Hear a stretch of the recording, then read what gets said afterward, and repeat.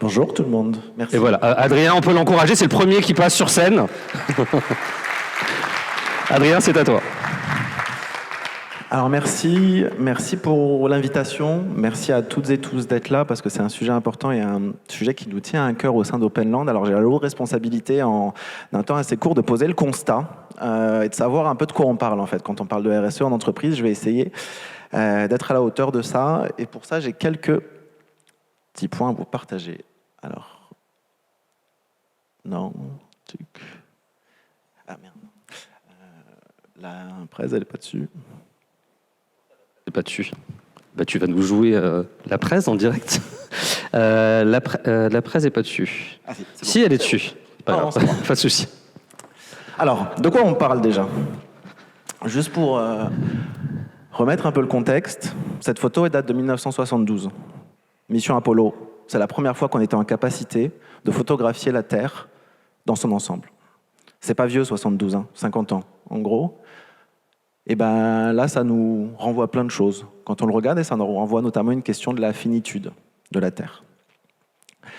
Si on ramenait l'histoire de la Terre sur un calendrier du 1er au 31 décembre, la Terre, elle a 4,55 milliards d'années. Nous, l'espèce humaine, sapiens, on est arrivé le 31 décembre à 23h25. Dans cette folle histoire de la vie qui est sur Terre. 31 décembre à 23h25, 4,55 milliards d'années de la Terre. Ça permet juste de remettre un petit peu l'échelle de temps aussi sur en combien de temps nous avons eu un impact très important en tant qu'espèce sur notre magnifique écrin de vie qu'est la Terre aujourd'hui. On va parler rapidement de 4 sujets. On va parler de biodiversité, on va parler de climat, de ressources, et on va parler d'humain, et je finirai sur un tout petit focus sur le volet numérique pour introduire. Je ne parlerai pas de solutions, parce qu'il y en a qui le feront très bien après. Moi, c'est vraiment l'idée de poser les constats, les enjeux sur ces 4 grandes thématiques. Alors, on va commencer par le sujet qui est le plus médiatisé, le plus connu. Vous en avez sûrement entendu parler. C'est la question du climat. C'est quoi ce graphe qui peut paraître incompréhensible ? Est-ce que certains d'entre vous connaissent les ppm? S'il y en a certains qui connaissent les ppm, je veux bien que vous leviez la main. Voilà, quelques-uns quand même. Les ppm, c'est une unité de mesure qui s'appelle les parties par million et qui sert notamment, ça peut servir à autre chose, mais ça sert notamment à mesurer la concentration de CO2 dans l'atmosphère.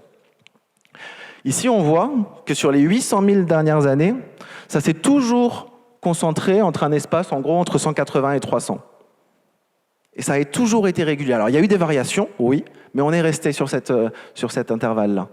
Depuis les années 1850, en gros, fin du 19e siècle, on a pris une tendance. On est parti sur une exponentielle. Aujourd'hui, on est à 420. On est à 420 et on n'a aucun indicateur qui nous dit qu'on est sur la baisse. On n'a que des indicateurs qui nous disent qu'on continue à augmenter. Le sujet, il est là. Le sujet, il est de se dire qu'on est en train de sortir d'un cadre qui a permis la vie pendant des années et des années au sein de l'espace Terre. Et de regarder comment cette courbe qui monte, on va essayer de la faire redescendre et de la faire revenir en fait à l'intérieur de cet espace. Hop, pardon, je vais dans le mauvais sens. Comme vous le voyez, il y a toujours eu des variations. Et donc la Terre s'est réchauffée à certains moments. Oui, la Terre s'est refroidie. C'est son cycle naturel. Entre la photo de gauche et la photo de droite, vous constatez un différentiel de plus 5 degrés. La photo de droite, c'est à peu près l'Europe telle qu'on la connaît aujourd'hui. Alors, on va être c'est un peu schématique, mais c'est l'Europe telle qu'on la connaît aujourd'hui. La photo de gauche, c'était 10 000 ans en arrière avec un différentiel de 5 degrés. Avec ce différentiel de 5 degrés, il y avait 3 km de glace sur les pays d'Europe du Nord. La mer était 120 mètres plus basse, 120 mètres, pas 10 mètres, 120 mètres plus basse, ce qui permet aussi, pour ceux qui connaissent à Marseille, l'existence d'une grotte comme la grotte de Cosquer, où vous avez aujourd'hui une reproduction. Dans la grotte de Cosquer, on y retrouve des peintures murales et on y retrouve notamment des pingouins. Aujourd'hui, elle est accessible, enfin elle est plus accessible, c'est une reproduction parce qu'elle est à moins 80 mètres sous l'eau, donc on ne peut plus y accéder. Et on y retrouve pourquoi des pingouins? Parce qu'à l'époque, quand il y avait des hommes qui vivaient à cet endroit-là, il y avait des pingouins qui vivaient dessus. Donc c'est pas qu'une question de dire aujourd'hui ça se réchauffe, ça se refroidit, ça n'a jamais été le cas. Non, ça a toujours été le cas. Par contre, la question, comme vous le voyez là, c'est la question de la temporalité. Là, on a 10 000 ans d'écart. On est en train de parler de scénarios où, dans le meilleur des cas, on aura 250 ans. En 10 000 ans, le vivant au sens large, et on va en parler après sur la séquence biodiversité, il s'adapte. Quand je parle le vivant au sens large, nous aussi, en tant qu'espèce humaine, on a une capacité d'adaptation. En 250 ans, ça ne marche pas, en fait. En 250 ans, on est incapable, à la fois biologiquement et puis globalement dans notre mode de fonctionnement, de s'adapter. Et là, les pires scénarios, ils nous amènent à 4 ou 5%, les pires scénarios du GIEC. Et ça transformera fondamentalement la vie telle qu'on la connaît aujourd'hui. Ça, c'est un petit graphe qui vous montre, en fait, on appelle ça les climate stripes. Excusez-moi pour l'accent anglais, c'est pas mon truc. À gauche, vous avez les années froides qui sont représentées par des années bleues, les années jaunes pâles qui sont des années tempérées, et puis ça monte au fur et à mesure. Vous voyez qu'on se situe en 2020. Le scénario du bas, très faible, c'est le scénario qu'il faut qu'on arrive à suivre. Selon le GIEC, le scénario tout en haut, très fort, c'est le scénario du 4-5 degrés. Moi, le constat que j'ai envie de partager avec vous sur ce sujet, c'est que vous voyez, il n'y a plus de bleu dans tous les cas. Il n'y a plus de bleu, il n'y a plus de jaune, il n'y a que du rouge. La question qu'il faut se poser, c'est quelle coloration de rouge on a envie d'avoir. Est-ce qu'on a envie d'avoir du rouge grenat? Est-ce qu'on a envie d'avoir du rouge je ne sais quoi? Quelle coloration on va venir rechercher? Par contre, ça pose une question fondamentale. C'est que aujourd'hui, il est établi par les scientifiques que des années qui sont comme les années les plus chaudes qu'on a jamais vécues, quand on les regardera dans 100 ans, ce seront considérées comme des années tempérées.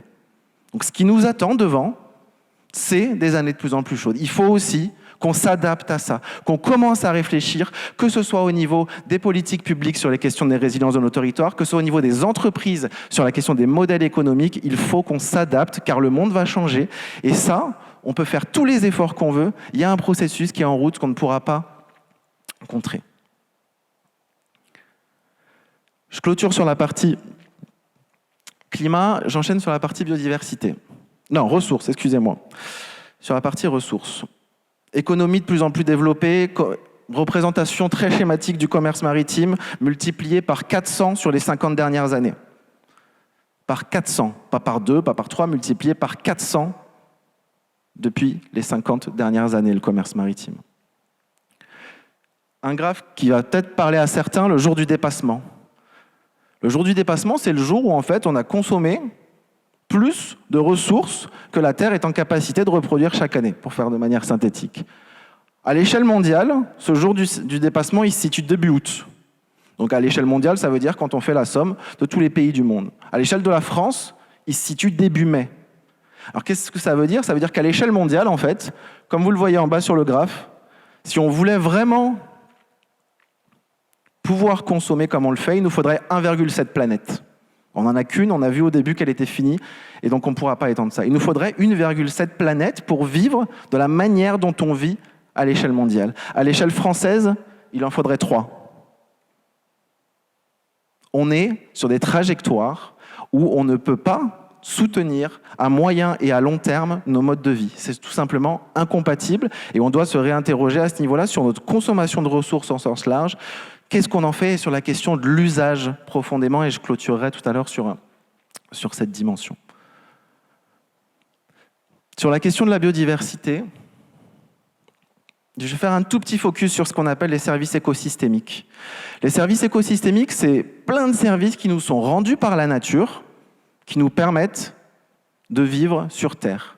Alors il y a ce qu'on appelle les services d'approvisionnement, qui nous permettent de nous approvisionner en nourriture, en eau douce, etc. Il y a des services support de régulation. Je ne vais pas rentrer dans le détail de tout ça.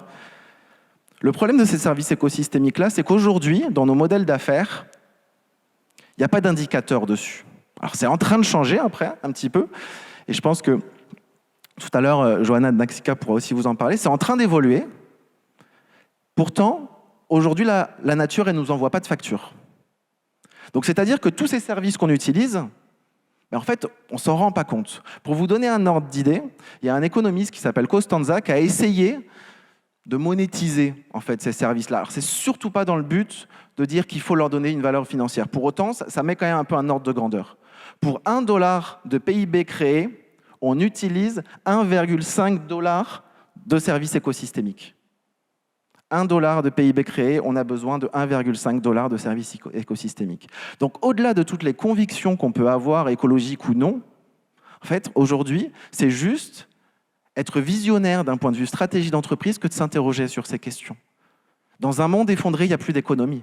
Si on n'a plus ça, il n'y a plus d'économie. 80% des emplois en France sont dépendants de la biodiversité de manière directe ou indirecte. 80%. Donc ce n'est pas juste se dire il faut protéger la nature, c'est en fait au-delà de ça, et si ça ne vous parle pas peut-être à l'instant T, c'est en fait il faut juste préserver aussi toute la santé et toute la pérennité de nos écosystèmes, de nos boîtes et de tout ce qui fait l'intérieur. Sur cette dimension biodiversité, un chiffre à retenir peut-être, moins 70% sur les 40 dernières années, sur les 12 000 espèces de vertébrés étudiées, moins 70% des espèces, entre 70 et 2020. On n'a pas forcément toutes les espèces là-dedans, pour autant, ça donne quand même un schéma représentatif et une tendance sur la perte de biodiversité au niveau du territoire et au niveau de la planète. Le dernier point, sur le volet humain, je vais passer rapidement dessus, parce que je vois le temps qui défile et je veux tenir le timing étant le premier aussi. La dimension humaine, création d'inégalités sociales de plus en plus fortes, je ne vais pas rentrer dans le détail, mais aussi dans certains territoires, on parle souvent du Brésil, avec l'Amazonie, mais il n'y a pas que, des questions de déforestation qui viennent en fait profondément qui viennent en bafouer les droits de certaines populations autochtones qui vivent sur certains espaces. Le problème, au-delà, encore une fois, de s'intéresser directement ou indirectement à ces personnes, c'est que ces peuples-là, qu'on appelle peuples autochtones, ils sont, sur leur territoire, garants d'une grande partie de la biodiversité naturelle, parce qu'ils ont un rapport complètement différent à la nature que celui qu'on a. Et deuxièmement, ils sont aussi garants de toute une partie biodiversité culturelle, en fait, qui est quelque chose d'important. On nous parle beaucoup de nos besoins primaires, mais en tant qu'humains, on a aussi, et dans les services écosystémiques tout à l'heure, il y avait une partie de ces services culturels. On a besoin de liens, on a besoin d'émerveillement, on a besoin de toutes ces choses-là, et pas uniquement de manger et de boire. En tout cas, moi, je n'ai pas envie de cette vie-là. J'ai envie de pouvoir aussi être en capacité d'avoir accès à ce genre de choses.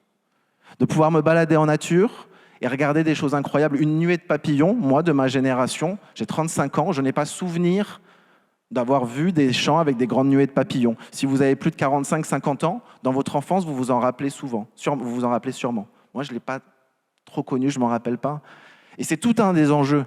Comment on arrive à se battre pour quelque chose qu'on n'a pas connu? Comment vous allez vous dire aujourd'hui à un enfant qui naît, il faut que tu défendes les nuées de papillons dans les champs?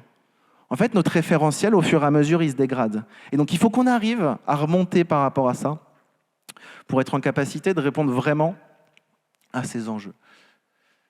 Tout ce que je viens de vous dire, c'est conceptualisé par des chercheurs suédois sur le graphe de gauche qui s'appelle les limites planétaires. On en retrouve 9, je ne vais pas rentrer dans les détails dessus. Pour autant, ce qu'il faut que vous sachiez, c'est que sur ces 9 limites planétaires, il y en a 6 qui sont dépassées.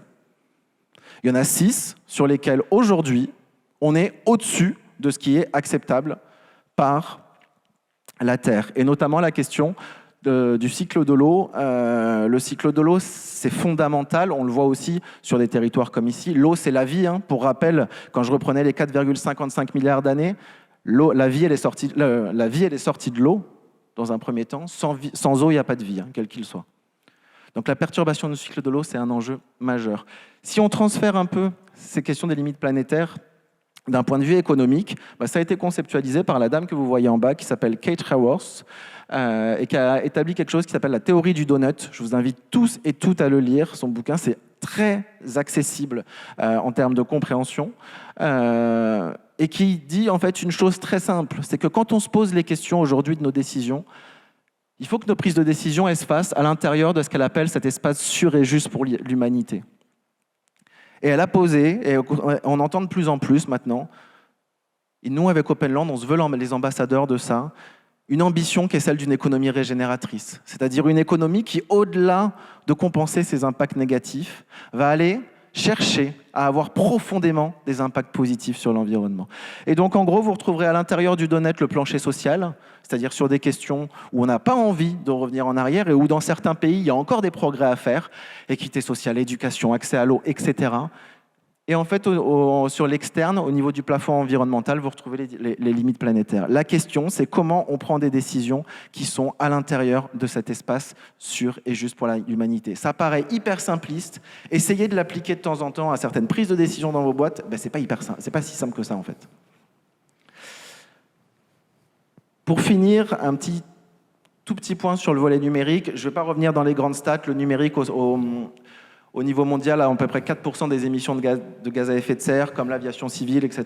Pas forcément le sujet. Moi, en tout cas, là où j'ai envie de vous faire un focus, c'est aussi sur les répartitions de ces émissions en fonction du cycle de vie d'un produit. Aujourd'hui, vous avez à peu près entre 2/3 et 70% en fonction des produits de l'impact gaz à effet de serre d'un appareil qui est lié à sa production. Il y a un vrai enjeu sur la question des usages. De quoi on a besoin, où est-ce qu'on met le numérique dans la société au sens large. Le numérique partout, ça ne marchera pas. Par contre, le numérique à certains endroits précis, oui, et ça permettra des progrès incroyables pour notre vie collective dessus. Mais il faut vraiment s'interroger dessus. Qu'est-ce qui est essentiel et où on va aller rechercher, où on va aller puiser pour pouvoir prioriser nos usages d'un point de vue numérique. On voit que toute la partie utilisation représente aussi un peu plus de 10%. Hein. Je ne dis pas que ce n'est pas important, il faut travailler partout. Mais le premier sujet, c'est qu'il y a trop d'appareils aujourd'hui. Donc comment on construit, on adapte son modèle d'affaires quand on est fabricant d'ordinateurs. On parlait de reconditionner tout à l'heure. Oui, là on allonge les cycles de vie, on allonge les durées de vie de produits, c'est intéressant. Et comment on fait en sorte de vraiment réduire la volumétrie d'appareils dans nos sociétés. Un tout petit ordre de grandeur sur ce qu'on appelle le sac à dos écologique. Pour un ordinateur de 2 kg, vous utilisez environ 200 kg d'énergie fossile, 600 kg de minéraux et plusieurs milliers de litres d'eau douce. Pour un ordinateur. Pour une puce de 2 grammes, c'est 36 kg de ressources. Alors, il y a la question qui va se poser sur comment il va falloir prioriser l'utilisation des minéraux, potentiellement des énergies fossiles. Moi, je veux aussi vous alerter sur la question de l'eau. Un des sujets qui nous arrive, ça va être la question des priorités d'usage de l'eau. Je ne suis pas sûr qu'à un moment, quand on prendra les grandes décisions qu'il faut au niveau étatique, ce soit forcément tout le temps ces secteurs-là qui soient priorisés par rapport à l'accès à l'eau pour les populations. Il faut absolument questionner la transformation des modèles d'affaires sur le secteur du numérique dessus. Et il y a des gens qui commencent à y travailler. Je vais juste finir sur cet exemple, qui est sûrement une structure que vous devez connaître, qui est la structure Fairphone aux Pays-Bas. Fairphone, ils construisent des smartphones, mais par contre, ils se sont dit quelque chose. Alors déjà, ça ne vient pas de nulle part. À la base, Fairphone, avant de construire des téléphones, les personnes qui ont créé ça, ils avaient créé une ONG pour aller dans les pays où on extrait des minéraux pour travailler sur les questions sociales des populations. Et ils se sont dit, en fait, on n'a pas tant de poids que ça à travers la question des ONG, il faut qu'on s'intègre dans la sphère économique. Ils ont réfléchi alors et ils se sont dit, OK, on crée un appareil dessus, on va le travailler à travers le produit smartphone. En gros, elle est où l'innovation d'un Fairphone? C'est que si vous cassez votre appareil photo, vous remplacez le module appareil photo. Vous ne remplacez pas tout le téléphone. C'est un Lego. En gros, quand il vous est livré, c'est avec un petit tournevis, vous dévissez les pièces, vous et moi, on y arrive. Alors certains, même parmi vous, peut-être beaucoup mieux que moi, mais en tout cas, vous avez un petit tournevis, vous dévissez le module qui est cassé, vous changez juste le module. Quand on reparle d'épuisement de ressources, c'est quand même quelque chose qui n'est pas inintéressant. Aujourd'hui, le principal frein que rencontre une structure comme Fairphone, c'est aussi de se battre contre les questions d'obsolescence applicative. Pourquoi ils ont été obligés de passer du Fairphone 3 au Fairphone 4? C'est parce que certains gros développeurs applicatifs font en sorte qu'en fait, sur le Fairphone 3, les applications ne fonctionnent plus. Et donc, si vous dites à quelqu'un, c'est chouette, mais par contre, tu ne pourrais plus utiliser Meta, Facebook, je ne sais quoi, si tu prends mon téléphone, il y a un moment, les gens, ils basculent et ils continuent. Donc, il faut aussi en parallèle, et c'est un de leurs grands chevals de bataille, d'être en capacité de travailler sur ce sujet-là. Je m'arrête sur ce dernier point. Sur la question des usages, c'est vraiment important à re-questionner. Et sur la question aussi de se rapprocher de toutes ces initiatives qui fonctionnent bien. Merci beaucoup. Merci beaucoup, Adrien Conti. Je rappelle que tu es cofondateur d'Openland Montpellier. On a prévu 2-3 minutes. Si vous avez des questions, vous pouvez lever la main et je viens vous voir pour poser une petite question. Je fais quoi? Je descends et puis il y aura peut-être des gens qui auront des questions, ils vont me voir passer, ils vont se dire « Ah, j'ai une question ». Si vous avez des questions, n'hésitez pas, c'est le moment. Quelqu'un a une question? Personne n'a de question? Si quelqu'un... Ah, ça me fait plaisir, merci. En général, quand il y a une question, les autres arrivent juste après. Si vous pouvez juste vous présenter en un mot et après poser votre question à Adrien. Bonjour, Christophe Rouera, je suis consultant formateur engagé RSE et développement durable. Et j'aimerais que vous précisiez votre activité au sein de Openland, s'il vous plaît. Ok. Merci. Donc Openland, nous, c'est une structure qui est née à Nantes initialement et qui aujourd'hui SM sur tout le territoire. Donc moi, j'ai fondé l'antenne Montpellier-Rennes. On accompagne organisations et collectivités autour des enjeux de transition. Pour les secteurs privés, c'est notamment sur la questionnement des transformations des modèles d'affaires. Alors ça passe par des briques de sensibilisation, de réalisation de bilan carbone, etc. Mais in fine, l'enjeu, c'est vraiment la question de la transformation et de l'adaptation du modèle d'affaires. Et sur la partie publique, c'est la question davantage de l'intégration aujourd'hui de ces enjeux dans les politiques territoriales et dans les politiques publiques. À titre d'exemple, aujourd'hui, on a été retenu début août pour former les 25 000 hauts fonctionnaires de l'État sur ces enjeux de transition écologique. Donc voilà, on est content, on pense qu'il y aura un certain poids à ce moment-là. Voilà, des exemples d'intervention. Merci beaucoup pour votre première question. Est-ce qu'il y a d'autres questions? N'hésitez pas à lever la main et je viens à vous. Oui? Non? Si on n'a pas, je vous en voudrais pas. Hein. Non? Oui? Allez, juste ici. Si vous pouvez pareil, dire juste un petit mot pour vous présenter et après vous pouvez poser votre question. Monsieur Drux, président Elecolo, photovoltaïque. Je vous pose une question parce que pour moi, je pense que 2100, on ne le verra pas. Donc, je voudrais savoir, d'après vous, à quelle date on peut, je dirais, dire la fin de l'humanité, c'est-à-dire 95% de terminé. Voilà. Alors, en gros, est-ce que tu peux nous faire une minute voyance et médium, si j'ai bien compris? Je ne prendrai pas la responsabilité de dire ça. Par contre, ce qui est sûr, c'est que pour atteindre la neutralité carbone à horizon 2050, à 2025, il faut que les courbes s'inversent. Donc déjà, on va très bien voir si à 2025, on arrive sur une inversion des courbes, ou si à un moment, on ne comprend pas toujours les enjeux d'un point de vue global au niveau planétaire. Pour l'instant, on n'y comprend pas. Il n'y a aucun État qui a mis en place les politiques nécessaires pour la transformation. Après, je ne prendrai pas cette projection. Je ne saurais pas vous dire. Et j'ai envie de garder cette part d'espoir. C'est ce qui fait aussi que je suis là. Mais peut-être que d'une certaine manière, il y a en tout cas un horizon où la vie sur Terre deviendra clairement très compliquée pour l'espèce humaine. Merci Adrien pour ta réponse. On a une autre question par ici. Pareil, si vous voulez, je vous présenter avant. Bonjour, Ali Touré, alternant à l'Aftral. J'ai une question. Je sais que tous les acteurs ont un rôle à jouer, mais selon vous, quel est l'acteur qui a le plus de rôle à jouer et qui doit le faire? Merci. Adrien. Alors, tous les acteurs ont un rôle à jouer clairement. En tant qu'individu, on a plusieurs casquettes déjà. On a un rôle de citoyen, on a un rôle de consommateur, on a un rôle de professionnel. Vous pouvez choisir dans quelle boîte vous travaillez. Hein. Aujourd'hui, vous avez des associations comme Pour un réveil écologique, où ce sont des jeunes de grandes écoles qui disent « Nous, on ne travaillera jamais pour ces boîtes qui sont nuisibles pour l'environnement, etc. » Donc, on a tous un rôle. Moi, je pense que si ça doit venir, ça viendra des entreprises. Pourquoi ça viendra des entreprises? L'État viendra valider, légiférer des choses qui se font et qui vont dans la bonne voie. Il commence à y avoir des choses en termes de réglementation qui évoluent, mais ils viendront s'appuyer sur des choses qui sont en place et qui commencent à prendre à l'échelle des entreprises. Et c'est pour ça qu'on travaille autant sur la question de cette transformation des modèles d'affaires, parce qu'on pense que si on est en capacité de créer des exemples, après, la réglementation et l'État suivra, et après, on pourra aller sur des ambitions beaucoup plus ambitieuses, parce qu'on aura besoin aussi de l'État et des institutions publiques au sens large, Union européenne, etc., pour légiférer sur ces questions. Voilà. Merci Adrien. On va prendre une dernière question. Pareil, si vous voulez que je vous présente avant. Bonjour, je suis Paul Vallon, porteur de projet à l'UPVD InCube. J'ai une question à propos du numérique, donc vous en avez un petit peu parlé. En ce qui concerne la blockchain, est-ce que vous pensez qu'il y aurait des solutions qui seraient viables pour cette transition écologique, pour nous aider à avancer dans l'avenir? Donc moi je pense que oui, mais j'aimerais avoir votre retour. Merci. Merci. Alors je ne vais pas m'aventurer à parler dans le détail de la blockchain parce que c'est très obscur pour moi, en toute transparence. Ce que je peux vous en dire, c'est que c'est un peu la question comme l'hydrogène sur les questions énergétiques, en tout cas de ma vision. On ne fera pas de la blockchain dans tous les sens. L'hydrogène n'est pas l'énergie numéro 1 d'avenir de manière massive.